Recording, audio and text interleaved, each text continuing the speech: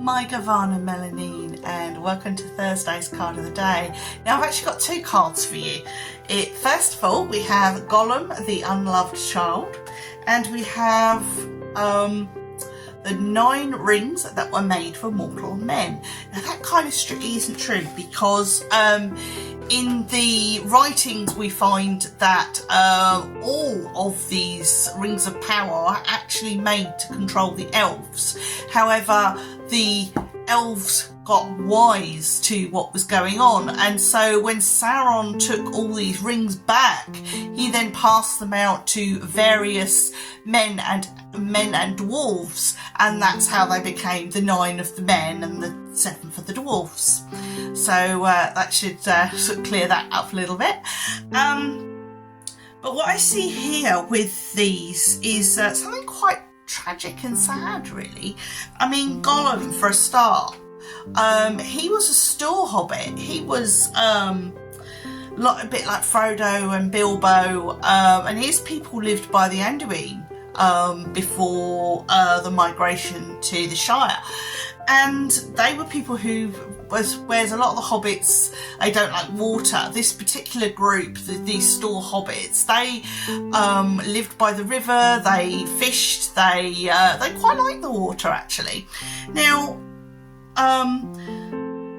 Gollum's original name was Smeagol. Some people look at it and think it's Smeagol, but it's actually pronounced Smeagol. And he was out with his relative. Some people think it was a cousin, but it was certainly a relative called Daigle. And so you got Smeagol and Daigle, yeah, good old Tolkien. It was Daigle that found the ring, and unfortunately Smeagol killed him for it and then hid his body, so nobody ever knew what happened to him.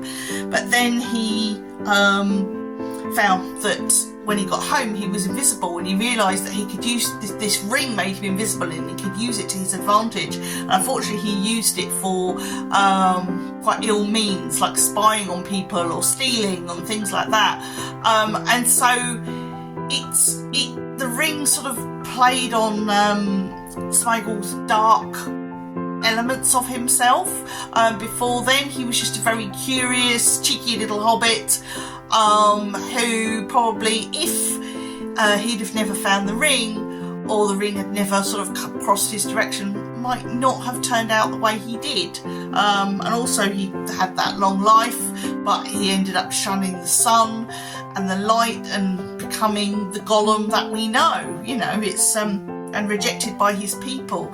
So I kind of wouldn't say he was an unloved child. I would say we don't quite know what happened to his parents, because his grandmother ran, she was like in charge of the family, and she was the one that cast him out. So I wouldn't say he was like the unloved child, but maybe he was an orphan, and his grandmother was in his grandmother's care. We don't know enough about Smeagol to really understand, why he ended up like he did. I just find it really sad. And I think even Gandalf had some compassion for him, and I think he really thought that there was a chance to redeem him, which there probably was, but then he sort of crossed the line later on in the story, and there was no going back for him from then on, really.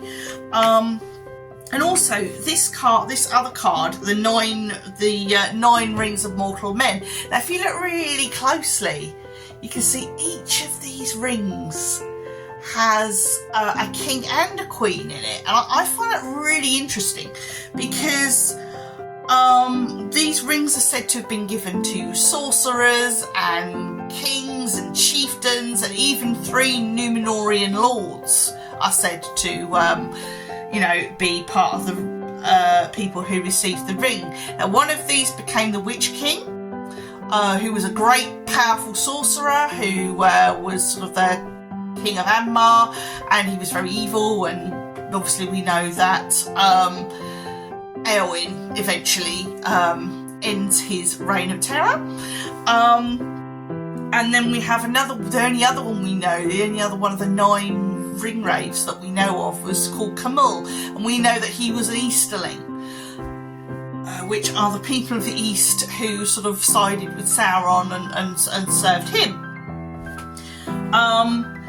And when I look at this, I think it's really, really sad, because each of these has what looks like a king and a queen in them, and you sort of think to yourself, well, Kamal and the Witch King and you know, the others, these great men, they would have all had wives, possibly children, and what happened to them?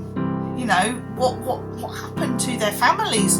Did they support their partners wholeheartedly? Did they go against their partners? Were they even killed by their partners? We just don't know what happened, but it just feels kind of tragic, and maybe these people were seduced by Sauron the Dark Lord into accepting these rings, and the consequences for their families must have been absolutely tragic. And this is really going on a bit.